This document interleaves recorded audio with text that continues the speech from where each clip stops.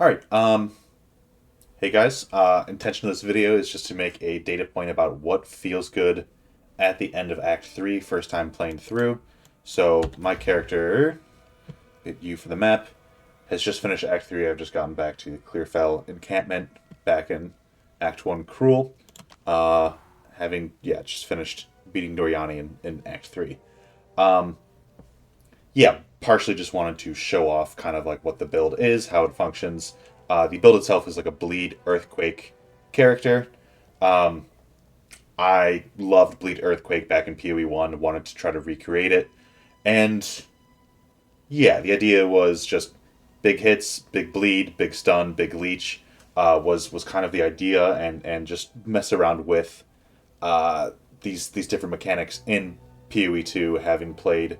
Uh, God, what was it? I played Bleed Earthquake back in like Harvest 3.13. I think I was following Badger's build guide back then, and just had a ton of fun with it. Specifically, Vol Earthquake, which has been essentially replaced by Stampede now in this game.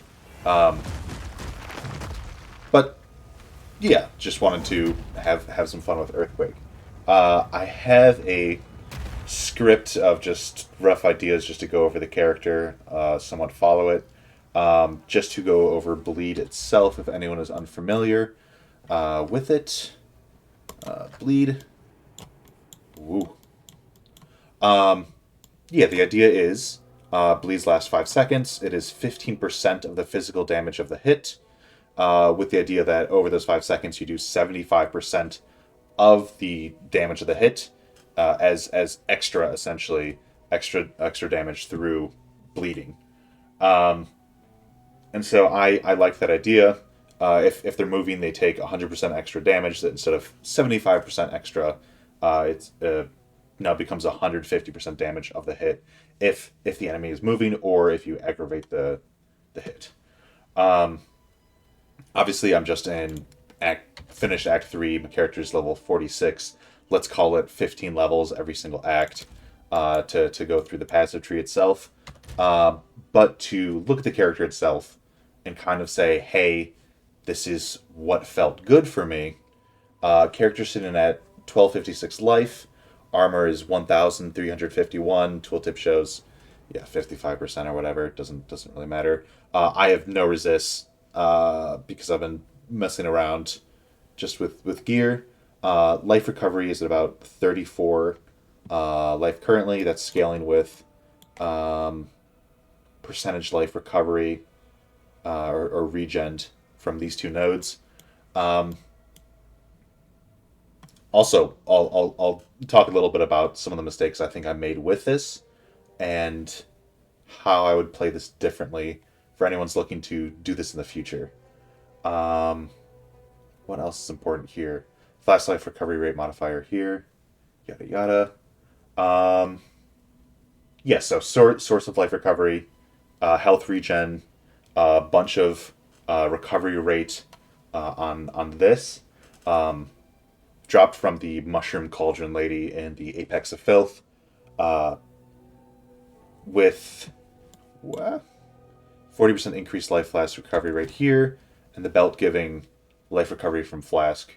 That basically takes it from I want to say like 240 up to like 350 ish. I already forgot to wrote down the math exactly for it, but that's what I was looking at earlier. Um, Also, I have a source of leech, life leech on the gloves. I didn't have this until about halfway through uh, Act 3, and I was just relying on the flask itself, and then Act 1 was mostly just regen on gear that I had picked up. Um, and those both the life regen saw me through healing between battles, between packs of enemies as I was moving, and then if I ever dropped low, I would rely on the life flask itself to recover and see me through a fight. Gear lucky drops. I ended up finding. I'm gonna butcher this. Edrin's tusks. Pretty early on in Act 2, and near the end of Act 2, I ended up finding the Birth of Fury. Um, I had only had 10% move speed boots, so the 20% ended up being huge with the other stats. Uh, the chance to inflict bleeding is currently carrying my chance to bleed. I would have invested more into chance to bleed, but it's been fine for the most part. If I look at Earthquake here, my main skill, let's go Aftershock. Ailments, chance to inflict bleeding on a hit is 87. I take this off. That drops down to 22. What is giving me that chance otherwise is nodes here. Chance to inflict bleeding here, 10%, 7%. Normally that would be... shoot, my head a second ago. What? Yeah, normally without this, I'm at 22%. The reason it's not 17% is because of the nodes here, which are a chance to inflict ailments. It takes that 15% and increases it by, I think that's, 30% increased chance to inflict ailments. Takes the 15, makes it 22. And I think that's maybe some underlooked nodes that maybe people don't utilize. I really like these, specifically because Rolling Slam, the gems I'm using for that, which I'll show in a second. Otherwise, important gear. This is a basically 170 damage a hit for a normal melee hammer. I think the overall DPS is 186 essentially. Got stupid lucky rolling this. I I found this at the end of Act 3, and I think quality and runes will get it up to a comparable amount. But this is a hybrid mod and a normal percent increased physical mod to match something I found at the start of Act 3. Itemization I think is interesting. I cannot recommend playing a warrior to start with how difficult some of the gearing has been with this character. I've had to rely on some rough currency that I've picked up from playing other characters. So I mean, yeah, I've got a couple Alks, I've got a couple Regals and Exalts that I've thrown at gear, or I've had Artificer Orbs and stuff to make my life a lot easier, because sometimes you just don't find gear. That's how the game is. Otherwise, I mean, I really just have like 2 or 3 useful mods on most of this gear, with maybe a little bit of utility here or there. We're talking, 7.2 life regen per second on this helmet, bunch of life, armor, life regen on this amulet. The dexterity, one of the things I think is kind of weird, we can't dodge enemy slams, but player slams require accuracy. So there was a time for a while where I did not pick up any dexterity on my gear or on the tree or anything. And let's take off some of this. I mean, without my rings and my amulet, I'm at a 90% chance to hit with my slams. And that's, obviously not great. It's workable, it's doable, but I also picked up some accuracy on the tree, which I'll show later. Looking at the gear, it's the gems I'm using currently. My main 4 that I'm using are Rolling Slam, Earthquake, Shield Charge, and Shockwave Totem. I'll go ahead and move to show off how the build works itself.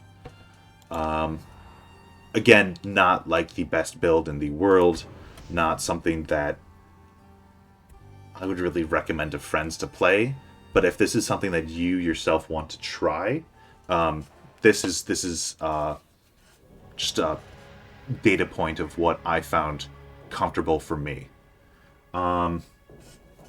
Really quick before I fight these enemies, just to understand my main skill, Earthquake, going over what is being told here. Jagged Ground normally decreases enemy move speed by 20%. The increased magnitude of Jagged Ground by Earthquake means that it's a 40% slow. So what you'll see me do is I'll lay down an Earthquake, move to the edge of it, and lay down the next one, while all the dudes behind me are so slowed that they get hit by the Earthquakes I'm leaving behind. Yeah, normal radius, maximum 3 jagged ground patches. I currently have some quality on it. I don't think it's giving me one currently. But the idea is that compared to PoE 1, where you couldn't have extra aftershocks while your current one is going on, um, yeah, the idea of PoE 1 is just that you have one earthquake, it hits big, and once it pops, you can put down the next one. The idea here in PoE 2 with earthquake is that you run to the edge of your earthquake and you can pop it down, next one, pop it down, next one, pop it down, and so you need that. You need the attack speed, you need the AOE, you need the move speed in order to outrun both the enemies, but also to get to the edge of your earthquake to put down the next one. So what that looks like, for example, you can see the jagged ground effect will run to the edge, pop the next one. And you'll see that with the Ancestral boosted, that even though the jagged ground maybe ended here, it reached out all the way to the edge here. Boots are leaving the fire trail, that's not an MTX. Little extra damage, ignited ground. What else do we have? The skill itself has jagged ground built in, and then the aftershock is also built in. Attack damage, the thing that threw me off is that I thought Earthquake was going to be the hardest hitting slam that the warrior would have normally. We look right here, attack damage 274 on the aftershock for this. We look at rolling slam, seconded slam, almost 400%. I saw this early game and I was like, oh my god, what am I doing? I was trying to use Earthquake as a main skill, and I've got a bit of a skill setup just in terms of all my damage locking in all at the same time. But Rolling Slam carried me early on until I got the Titan pickup. Let's scroll up. Ooh, my leg. Yeah, once you get Hulking Form for Titan, and you get all the increased effect of like AoE and area damage and all this other stuff, that Earthquake really did not feel good early on. I definitely struggled a bit in some of the earlier acts. But once I got Hulking Form in the trial, the Chaos Trials, yeah, this build really started to feel good. And part of that is getting that higher bleed chance from the body armor, and just getting enough damage from the Great Hammer, as well as picking up some attack speed on the tree as well. I'm saying a lot. Great. Let's just show it off. I'll run to the edge. Let the enemies trail behind. So that life regen's coming into play. I've got that. Ooh, I missed that one. I've got the leech coming into play. Let's show 22.5. Yeah, I'll take some damage here. Oops. It's so interesting that leech is no longer 5 seconds of effect, that it's now 1 second of leech. You can see how powerful it is with multiple enemies hit. Again, I'm not speaking on anything about the end game. I'm just saying that right here in this moment for Act 3, this is what feels good to me for this character. It's really just an on-hit effect. I'll say it loud and proud that I think Leech is in a really weird spot. Let's hit the pause button real quick. Let's look at some Leech. I mean, let's pop this up. Leech life is recovered over 1 second. Multiple leeches can occur simultaneously. Great. If it only lasts 1 second, life leech is just a glorified on-hit effect. So let's look at what they chose to do with these leech notables. Leech life 25% faster. It's 1 second. That doesn't matter. Just to take it down to like 0.75, 0.8 or whatever. 20% of leech is instant. Don't care. Life leech is instant. Don't care. What's this one? Increased armor and evasion while leeching. It lasts for 1 second. This is useless.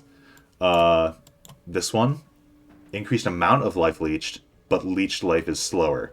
And I'm sorry, but you want a slower leech, but having a slower leech is better. Having this fortifying blood all the way over here. This is too much distance. This is too much distance. it's whatever. I'm sure they'll fix it eventually.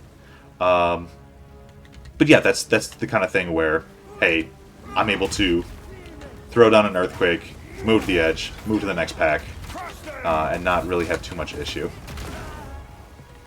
The one instance where I'll start using the other skills where I feel like it's maybe needed, one of the things that popped up early was the Shockwave Totem with pin support. There it is. I just got it on jagged ground for some extra slow if I was running through a map quickly just to backtrack. A little extra pin. You'll see pin build up. Where is it? Okay, so it's not doing as much in these later acts anymore because I'm not supporting its damage properly or picking up totem nodes. But early on, it was hitting common enemies in like Act 1 and Act 2 for 50% pin. So 2 hits and it would pin an enemy, and yeah, I just get to move on. Increase placement speed. Honestly, I could maybe replace that with some damage support, but it's fine. I would love to find a rare just to show off the damage itself properly. Oh, excuse me, sirs. I'm just gonna pop through here, pop through here. So usually I feel like at least one rare in the plaza. Excuse me, gentlemen. Looking for your captain. Anyone. No, okay.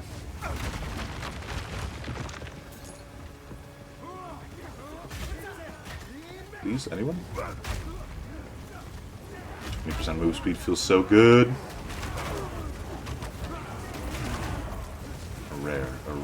A rare.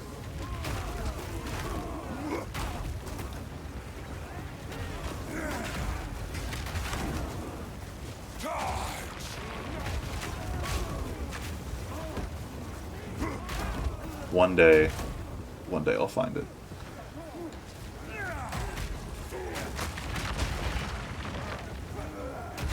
Yeah, sometimes they'll just shield charge to knock them, keep them inside earthquake effect. Alright, I'm not getting a rare. I'm sad.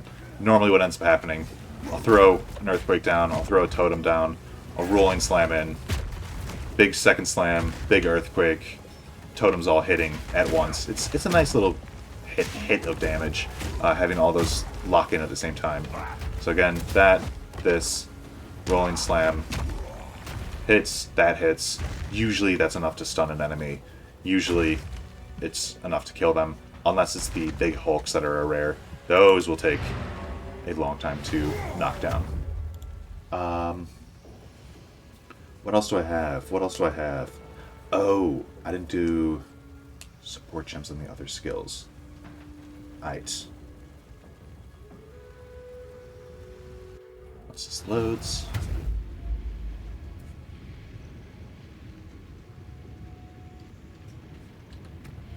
Other skills. Rolling Slam.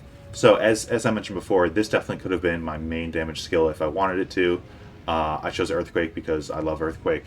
What I ended up putting into Rolling Slam instead is I worked in Martial Tempo for some extra speed, getting to that second slam faster. I threw in Poison Chance, and then I threw in the Breaking Armor from Poison.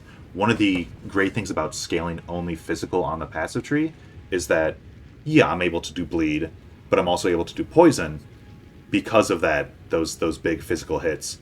And so I was like, hey, why not?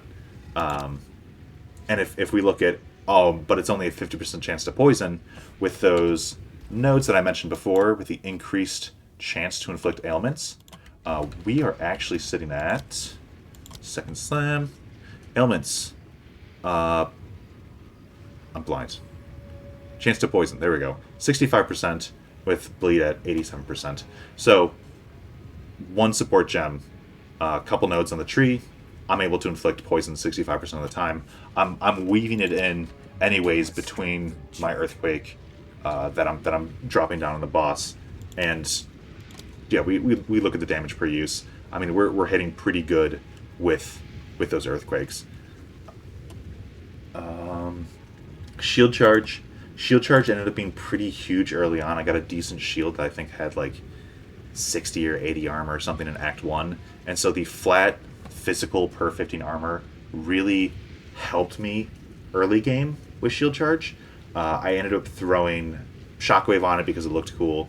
The stun buildup ended up being absolutely massive when my AoE was small. Being able to put down an earthquake, back up a little bit, maybe I'd roll back, and then I'd slam into someone and knock them back into the earthquake, slow them. I'd be safe, I'd be stunning them, and they'd be getting hit as soon as they stood up, essentially.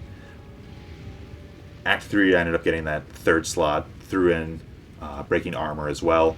Just if rolling slam, if there were a couple enemies that I didn't want to spend the full time doing the rolling slam, I could just do a quick shield charge, break their armor, and basically guarantee that earthquake was going to kill them. And what else? I'm running Herald of Ash and Overwhelming Presence. The idea of this is just reduce stun threshold. I'm hitting big, getting stuns anyways. This is just a little way to help. Herald of Ash. I didn't really. There weren't really a lot of great choices. I felt like for spirit stuff early. I'll show off. Let's see. Yeah, I'll just turn to Cruel Town. Yeah, just looking at the spirit choices early on, there wasn't a lot of stuff that I was really looking at that excited me. And so I just picked up Herald of Ash because big slams, big overkill, and it's a little bit of extra AoE damage for map clear. I was like, yeah, why not? Let's see. So support gems, what? Oh, that's not what I want. I want spirit.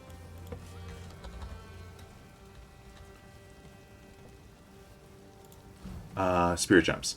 Magma barrier. I was going two-handed mace, not useful. Scavenge plating. I wasn't breaking armor initially in Act 1 for this to be useful, and I felt like I had enough armor that I wasn't really getting stunned all that often. So I just ended up throwing a Herald of Ash in there. I also didn't have the stats for pretty much anything else, so there wasn't a use for Wind Dancer for evasion. I'm not going to place down a War Banner. I'm sorry, too many buttons. And that's with 4 buttons already. Yeah, I don't think I had access to Herald of Thunder or Plague Bearer either.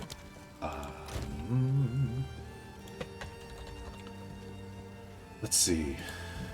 What about some of the other stuff? Time of Need I thought about when I didn't have Leech yet. Defiance Banner, I'm not going to press. And I haven't even looked at any of the other stuff because, well, yeah, you don't really need to look at them by Act 3 or have access to them. I guess all that leaves me is just to look at the passive tree itself. I chose to be an edgy boy. People were talking about on Reddit. I'm getting stunned in the endgame, and so I was like, well, I'll try picking up some of the stun stuff. I think if I were to go back, I think the stun stuff is a mistake. Characters level, yeah, 40, let's call it 45, when I killed Doriani. And let's call it 15 levels per act, essentially. Let's go 1, 2, 3, 4, 5, 6, 7, 8, 9, 10, 11, 12, 13, 14, 15. So in this 15-point cluster that I ended up choosing, there's almost no damage. I've got 16% increased melee damage here, and I've got some increased AoE. I've got 15% increased area damage for the slams that I was using, but that's 15 and 16. That's all I had. So I was a tanky boy, but I think if I were to go back without the 50% from Titan, this is like 8, 8, 10, 10, and that early on would just be a massive boost in damage that I think I was really missing. Don't get me wrong, the increased AoE ended up feeling great, but it really was not until I hit hulking form that some of these came into being and actually felt good. I wasn't getting stunned a lot. The increased stun threshold did help, along with some of these like other armor nodes and stuff, but it did not feel good for a long time. So I will recommend anyone who's starting out pick up these melee nodes instead. Please switch them later if you have to, but would recommend those. Act 2, what I ended up choosing, going from here, picking up some more AoE, I was looking for things like, let's do attack, attack, speed. Let's look up for, like, bleed, area of effect. Oh, it's only looking for area of effect now. I do area. Yeah, that's fine. Okay, so physical. No, I broke it somehow. What did I do? Physical. Let's just throw them all in. Why not? No, that's not what I want. Ooh. Speed. Let's do area.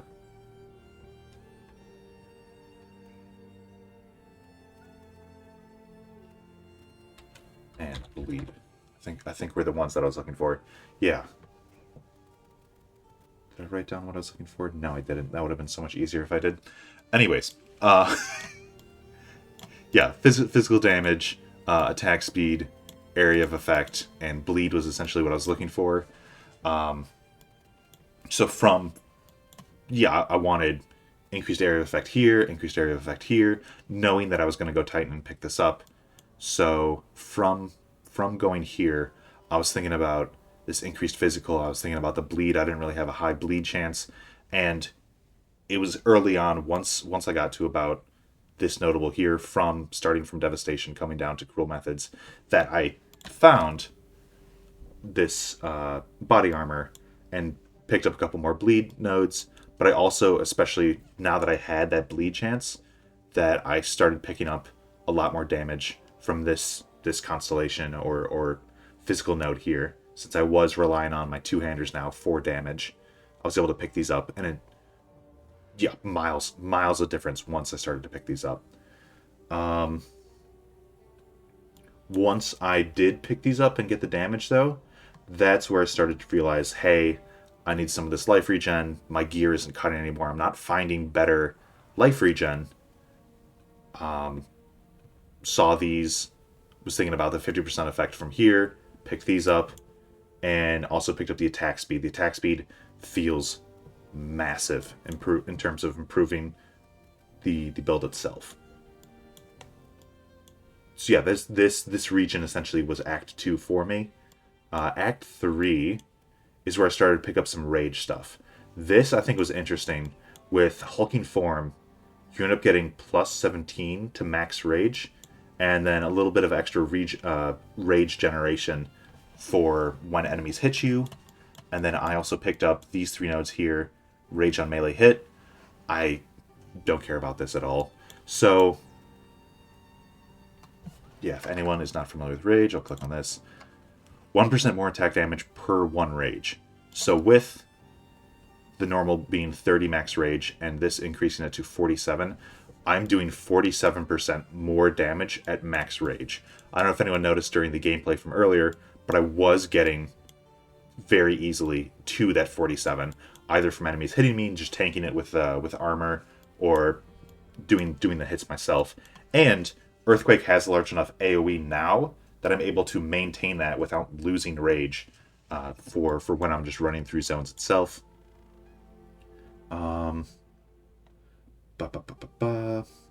Region armor felt really solid against both enemies early. Oh yeah, I got absolutely thrown against a wall and slammed by spells.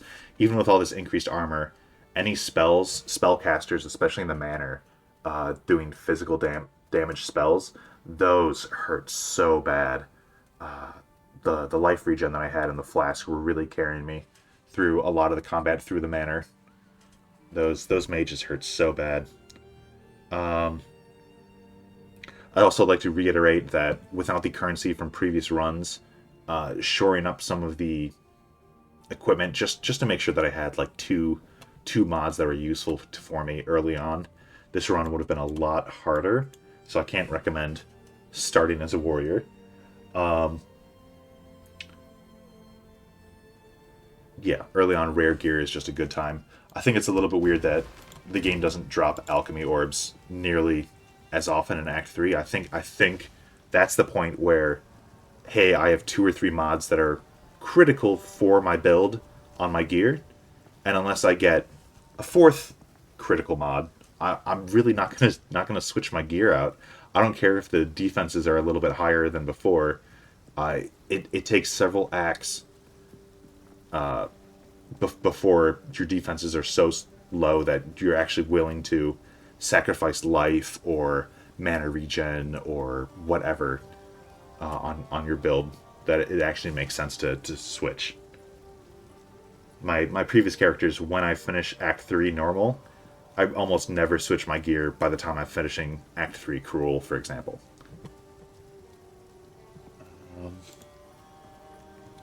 Anything else? I think that's about it. I'm probably not going to take this character to maps. I just did this as a kind of proof of concept for myself, just to see what Earthquake felt like. I think if I were to take this character further, there is a Jewel Socket here, Jewel Socket here, a bunch of bleed nodes that I'd no longer have to take this body armor. There's more AoE here. Let's see, another bleed wheel here. I was thinking about increased attributes for strength stuff later. You could always just path through if needed. There's some really good attack speed nodes here. Even if blind isn't useful defensively, it'll help you hit people by decreasing enemy evasion, and I think that's super useful. Rares and bosses, I guess, are also something that the build may struggle with later, if that ever becomes an issue. I love this wheel here, being able to increase damage in big numbers, specifically against rare unique enemies. I think that's low key kind of, if your mapping is covered, this wheel's kind of correct. That's all I'm saying. I was thinking about weapon swap speed between shield charge and the slams. Honestly, 3 points. I'll think about it. I don't think it's that important. No way in hell am I pathing over here for bleed stuff, even from the bottom. Ailments. Chance to inflict ailments. I think there's enough bleed nodes that you don't need this. 20% increased magnitude is nice. I would rather just have more increased physical damage. Because, yes, that increases the effect of my bleed. Bleed is not carrying me. If I look at my current bleed damage on Earthquake, for example, let's look at the Aftershock. I mean, average damage per use, 1.658. The bleeds itself, 284 to 390.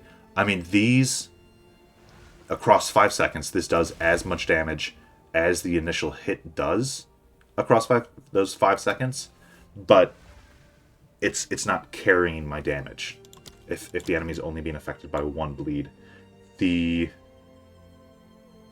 effective aggravating, older than 4 seconds, they last 5 seconds. It may be useful, maybe not. I haven't looked at these wheels properly to figure out what is actually useful. But I mean, other stuff that I'm looking at,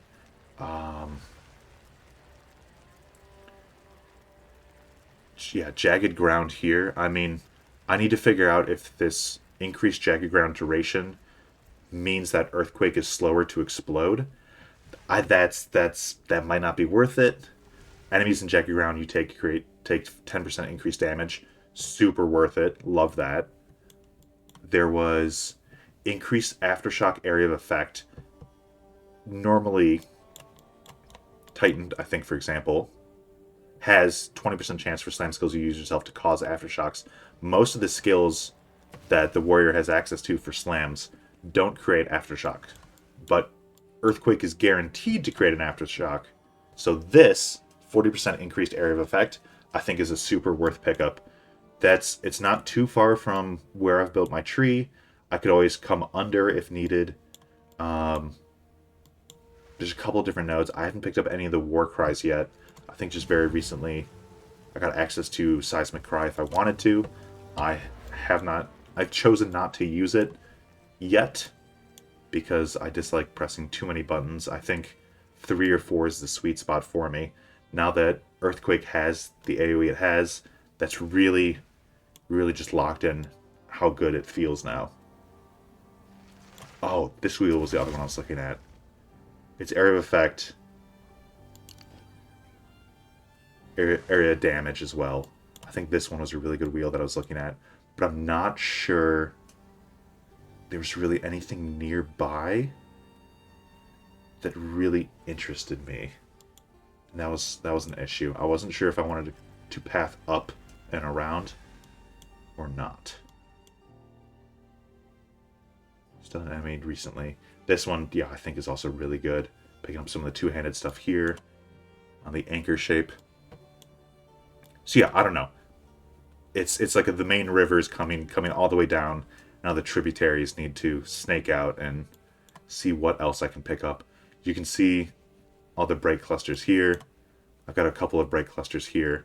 I think that's essentially where the build is going to go. There's a couple of other spots that I think might be useful to pick up attack speed, but other than that, yeah, that's it. Feel free to write a comment. Let me know what you think. Say if you're interested. I don't know, man. I'm doing this because I want to, just as a data point if anyone ever needs to reference back to it. I had a lot of fun playing it. I freaking love Earthquake, and I think this is kind of. I feel like this is the intended route, other than not using Warcries. That the devs kind of intended someone to go with this character. I mean, Earthquake quality affecting the wrong button, affecting the number of jagged ground patches you can make. They really intend you in endgame with Earthquake to be able to create patches as you go and kind of just let them explode behind you. I will be very interested to see. I mean, like, if I get enough attack speed, if I get enough move speed, I mean, pathing up to the reduced skill effect duration to make those pop faster would be huge in terms of mapping. So that's yeah, something I'll think about. I don't have all the answers. I'm a noob. And noob signing out, I guess.